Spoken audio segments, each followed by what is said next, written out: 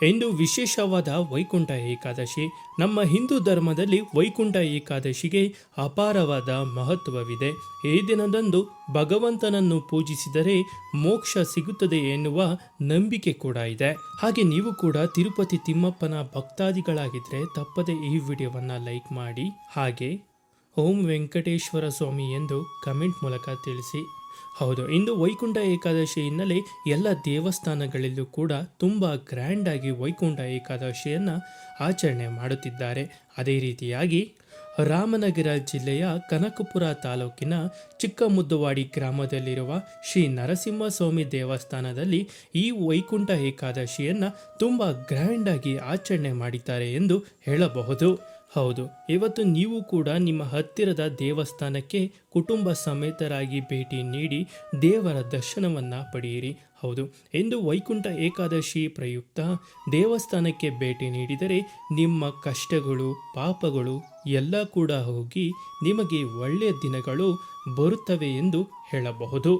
ಹೌದು, ಈ ಸಂದರ್ಭದಲ್ಲಿ ದೇವರಿಗೆ ವಿಶೇಷ ಪೂಜೆ ಸೇವೆ ಸಲ್ಲಿಸಿ ಶ್ರೀ ನರಸಿಂಹಸ್ವಾಮಿ ದೇವರ ಅನುಗ್ರಹ ಸಮಸ್ತ ಜನತೆ ಮೇಲಿದ್ದು ಸಂಕಷ್ಟಗಳು ದೂರ ಮಾಡಿ ಸುಖ, ಶಾಂತಿ, ನೆಮ್ಮದಿ ಕರುಣಿಸಲಿ ಎಂದು ಪ್ರಾರ್ಥಿಸೋಣ.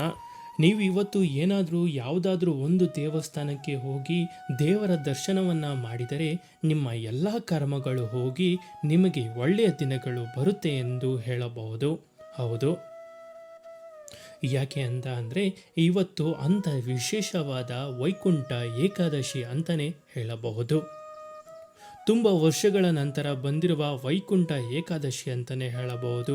ಹೌದು, ಈ ಒಂದು ತಾರೀಕು, ಈ ಒಂದು ದಿನ ಯಾವ ವರ್ಷ ಕೂಡ ಬಂದಿಲ್ಲ ಅಂತಲೇ ಹೇಳಬಹುದು. ಇವತ್ತು ಯಾವುದಾದ್ರೂ ಒಂದು ದೇವಸ್ಥಾನಕ್ಕೆ ಹೋಗಿ ದೇವರ ದರ್ಶನವನ್ನು ಪಡೆಯಿರಿ. ನಂತರ ನೀವು ಅಂದುಕೊಂಡಂತೆ ಎಲ್ಲ ಕೂಡ ಆಗುತ್ತೆ. ಹೌದು, ನಾವು ಕೂಡ ಶ್ರೀ ನರಸಿಂಹಸ್ವಾಮಿ ದೇವಸ್ಥಾನ ಚಿಕ್ಕಮುದ್ದುವಾಡಿಯಲ್ಲಿ ವೈಕುಂಠ ಏಕಾದಶಿಯನ್ನು ತುಂಬ ಗ್ರ್ಯಾಂಡಾಗಿ ಆಚರಣೆ ಮಾಡ್ತಾರೆ. ಅದೇ ರೀತಿಯಾಗಿ ನಾವು ಕೂಡ ಇಂದು ಭೇಟಿ ನೀಡಿದ್ವಿ. ಅದೇ ರೀತಿಯಾಗಿ ದೇವಸ್ಥಾನಕ್ಕೆ ಹೋದಾದ್ಮೇಲೆ ಒಂದು ಪಾಸಿಟಿವ್ ವೈಬ್ ಸಿಕ್ತು ಅಂತಲೇ ಹೇಳಬಹುದು.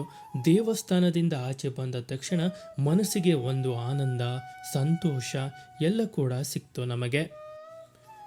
ಅದೇ ರೀತಿಯಾಗಿ ದೇವಸ್ಥಾನದಲ್ಲಿ ಇಂದು ಕೊಡುವ ಪ್ರಸಾದ, ಆ ಪ್ರಸಾದದಲ್ಲಿ ಏನಿರುತ್ತೆ ಮಹತ್ವ ಅಂತ ಅಂದರೆ, ನಿಮಗೆ ಇರುವ ಯಾವುದಾದ್ರೂ ಸಮಸ್ಯೆಗಳು ಏನಾದರೂ ಇತ್ತು ಅಂತ ಅಂದರೆ ಆ ಪ್ರಸಾದವನ್ನು ಇಂದು ವೈಕುಂಠ ಏಕಾದಶಿ ಎಂದು ಸೇವಿಸಿದರೆ ನಿಮ್ಮ ಎಲ್ಲ ಸಮಸ್ಯೆಗಳು ಪರಿಹಾರ ಆಗುತ್ತೆ ಅಂತಲೇ ಹೇಳಬಹುದು. ನೋಡಿದ್ರಲ್ಲ ಸ್ನೇಹಿತರೆ, ಈ ಬಗ್ಗೆ ನೀವೇನು ಹೇಳ್ತೀರಾ? ನಿಮ್ಮ ಅನಿಸಿಕೆ ಅಭಿಪ್ರಾಯಗಳನ್ನು ನಮಗೆ ಕಮೆಂಟ್ ಮೂಲಕ ತಿಳಿಸಿ. ಹಾಗೆ ಈ ವಿಡಿಯೋವನ್ನು ಒಬ್ಬರಿಗಾದರೂ ಶೇರ್ ಮಾಡಿ ಅವರಿಗೂ ಕೂಡ ಈ ಮಾಹಿತಿಯನ್ನು ತಲುಪಿಸಿ ಎಂದು ಕೇಳಿಕೊಳ್ಳುತ್ತೇನೆ.